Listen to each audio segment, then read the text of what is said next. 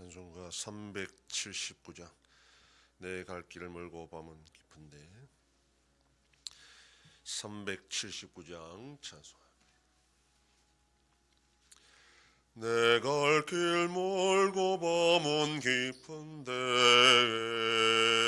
빛 되신 주 저 본향짐을 향해 가는 길 비추소서.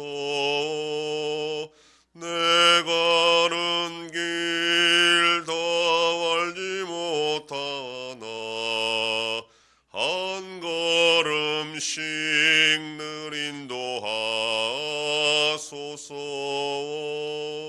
이전에 방탕하게 지낼 때에 교만하여 맘대로 고집하던 이 죄인 사하소서. 내 지은 죄 다 기억 마시고 주 뜻대로 늘 주장하소서. 이전에 나를 인도하신 주 장래에도 내 앞에 험산 졸령 만날 때 도우소서. 밤 지나고 저 밝은 아침에 기쁨으로 내 주를 만나리.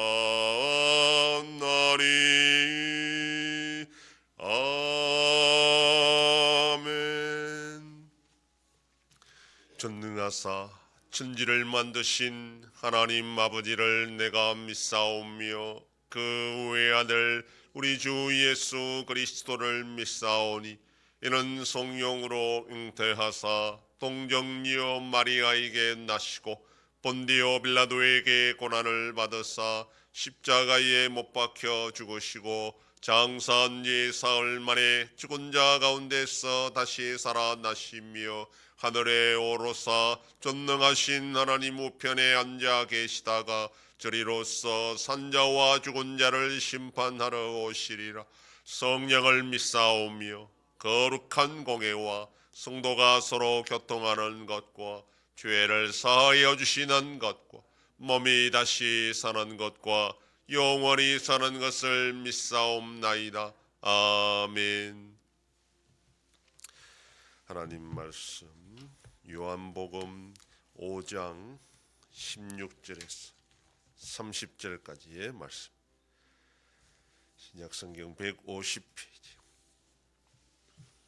요한복음 5장 16절에서 30절까지의 말씀 한 절씩 교도합니다.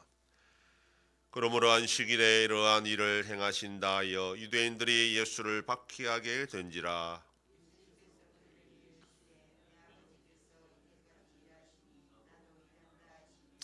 유대인들이 이로 말미암아 더욱 예수를 죽이고자 하니 이런 안식일을 범할 뿐만 아니라 하나님을 자기의 친아버지라 하여 자기를 하나님과 동등으로 삼으심이더라.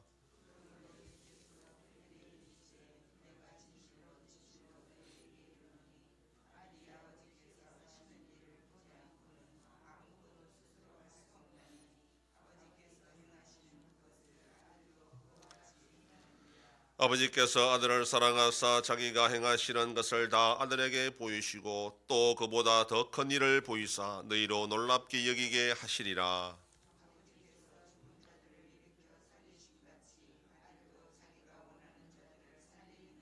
아버지께서 아무도 심판하지 아니하시고 심판을 다 아들에게 맡기셨으니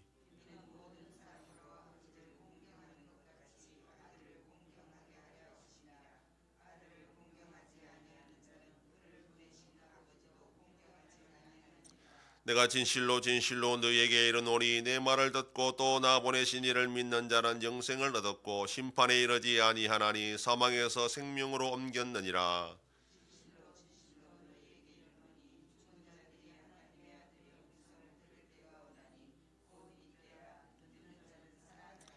아버지께서 자기 속에 생명이 있음같이 아들에게도 생명을 주어 그 속에 있게 하셨고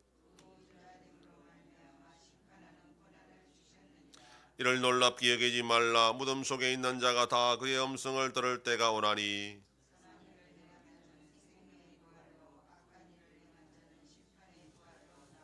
다같이 내가 아무것도 스스로 할 수 없노라. 듣는 대로 심판하노니 나는 나의 뜻대로 하려 하지 않고 나를 보내신 이의 뜻대로 하려 함으로 내 심판은 의로우니라. 아멘. 38년 된 병자를 예수님이 고치셨는데 그게 안식일에 이루어진 일이기 때문에 문제가 되었습니다. 그 당시 유대인들은 안식일에 해야 될 일과 할 수 없는 일을 규정했는데 침상을 옮기는 일은 안식일에 해서는 안 되는 일이다, 이렇게 규정을 해 놓았습니다. 그런데 이 38년 된 병자가 예수님 말씀대로 자리를 들고 자기가 누워있던 자리를 들고 가라 해서 그 말씀대로 순종해서 자리를 들고 갔는데 유대인들이 볼 때는 이건 안식일에 노동한 것이다, 안식일을 범한 것이다, 이렇게 책망을 합니다. 찾아보니 원인은 예수님이 그렇게 했다라는 것이죠. 그래서 예수님께 따집니다. 어찌하여 안식일에 일을 하게 했느냐라고 했을 때 예수님은 하나님이 안식일에 일하시니 나도 일하신다, 이렇게 말합니다. 그 당시 유대인들은 정리가 되었습니다. 안식일에 과연 하나님은 뭐 하시느냐라고 했을 때에 인간은 쉬어야 되지만 안식일에도 하나님은 계속 일하셔야 이 세상이 제대로 돌아간다, 그렇게 정리를 한 상태입니다. 그런데 이 예수님은 하나님이 일하신다고 그랬으니 나도 당연히 일한다, 이렇게 해버리니까 유대인들은 더 이상 이 예수님을 살려두면 안 된다, 이렇게 되면 율법이 무너지고 우리 이스라엘도 다시 하나님의 심판을 받게 될 것이다, 이렇게 생각을 한 것입니다. 예수님이 하나님의 아들로 이 땅에 오셨을 때에 만약에 구약에 몇 번 그런 경험이 있었다면 유대인들이 충분히 예수님을 하나님의 아들로 받아들일 수 있었는데 유일무이하게 딱 한 번 역사에 하나님의 아들로 오셨기 때문에 유대인으로서는 참 힘든 일입니다. 사람을 고치거나 하는 이런 신기한 일은 선지자도 얼마든지 할 수 있습니다. 그런데 안식일을 지키라는 이 명령은 만약에 그가 하나님의 선지자라면 어길 리가 없다라는 겁니다. 그럼에도 불구하고 그가 하나님이 명령하신 안식일 규정을 어긴다는 것은 그는 결코 하나님이 보내신 사람도 아니고 하나님일 수가 없다, 이렇게 유대인들은 생각을 한 겁니다. 이에 대해서 예수님 말합니다. 나는 하나님의 아들이고 아들이 아버지가 하는 일을 그대로 물려받는 건 그 당시 문화였는데 나도 하나님이 아버지고 하나님이 일하시는 대로 내가 일하고 심판하고 부활시키는 권능을 가지고 있다. 그 아들을 믿을 때에 심판을 받지 않는다, 이렇게 말씀을 하신 겁니다. 이게 참 그 당시 유대인들에게는 참 받아들이기 힘든 그런 말씀이었다라는 것입니다. 오늘날도 마찬가지지만 예수 그리스도를 하나님의 아들로 믿고 받아들이는 것이 심판의 기준이 된다.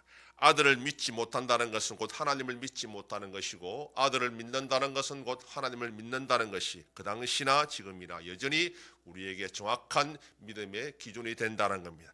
이게 가능할 수 있는 것은 은혜가 아니면 불가능하다는 겁니다. 인간의 상식으로는 아무리 세상 공부를 열심히 하고 지혜가 있어도 이 진리를 믿을 수 있게 되는 것은 하나님의 은혜가 아니고는 도저히 불가능하다라는 겁니다. 우리가 예수님을 하나님의 아들로 믿고 예수님을 믿음으로 하나님의 자녀로 또 우리가 살아가는 이 모든 것들이 하나님 우리가 은혜를 베풀어 주시고 성령을 허락하셨기 때문에 성령의 감동으로 우리가 믿고 살아가는 겁니다. 이 믿음이 얼마나 귀한 것인 줄 알고 복인 줄 알고 오늘도 그 믿음을 잃지 않고 살아가는 복된 하루가 되기를 소망합니다.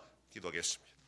하나님 아버지 감사합니다. 지난 밤도 지켜주시고 또 이 새벽을 깨우며 주님 앞에 나와 기도하고 오늘 하루도 살아가게 하시니 감사합니다. 예수 그리스도를 하나님의 아들로 믿고 살아가는 것이 1세기 유대인들이나 오늘 우리들에게나 참 힘든 일인데 그럼에도 불구하고 우리가 예수님을 하나님의 아들로 믿고 살아가는 것이 얼마나 큰 은혜고 복인지를 알고 이 믿음을 귀하게 여기고 소중히 여기며 지켜나가는 복된 자들이 되게 하여 주시옵소서. 아버지 하나님이 나라 대한민국과 함께 하셔서 은혜와 긍휼을 베풀어 주심으로 올바로 나갈 수 있는 복된 나라가 되게 하여 주시옵소서. 우리 양성교회가 평안하여 든든히 서가는 교회가 되게 하심으로 하나님께 영광 돌리는 교회가 되게 하여 주시옵소서. 성도의 가정과 생업에 복을 주심으로 감사가 넘치는 가정이 되게 하여 주시옵소서. 자녀들의 삶 가운데도 함께해 주시고 대중생명과 어린 생명들을 지켜주시옵소서. 연로하신 어르신들 붙잡아 주시며 병중에 있는 성도들을 불쌍히 여기사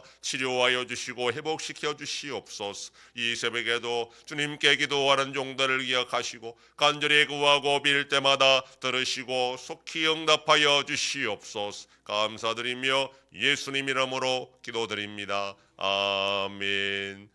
하늘에 계신 우리 아버지여, 이름이 거룩히 여김을 받으시오며 나라의 임하옵시며 뜻이 하늘에서 이룬 것 같이 땅에서도 이루어지이다. 오늘날 우리에게 일용할 양식을 주옵시고 우리가 우리에게 죄 지은 자를 사하여 준 것 같이 우리 죄를 사하여 주옵시고 우리를 시험에 들게 하지 마옵시고 다만 악에서 구하옵소서. 대개 나라와 권세와 영광이 아버지께 영원히 싸움나이다. 아멘.